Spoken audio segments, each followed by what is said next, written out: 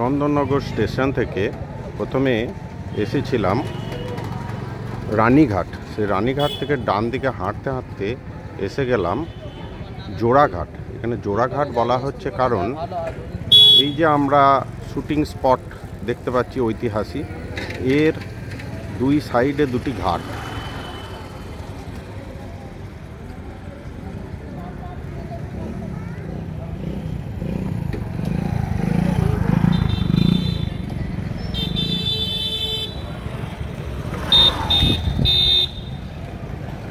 এই ঘাট দেখতে খুব সুন্দর।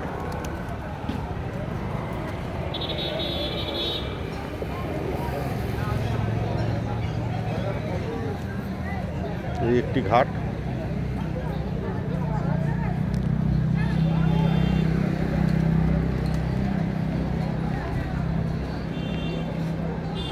এই হচ্ছে ছবি তোলার জন্য বা শুটিং করার জন্য সুন্দর একটি ঘাট।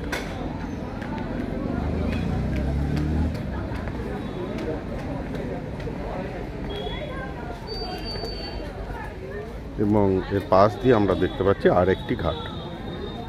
এখানে একটি শিব মূর্তি রয়েছে।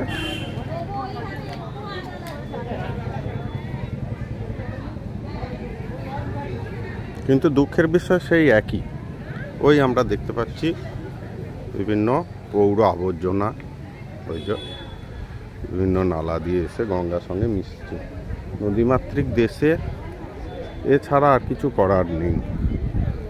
নদীর জলকে আমরা যেমন পবিত্রভাবে ব্যবহার করছি, তেমন আবার পবিত্রভাবে নষ্টও করছি।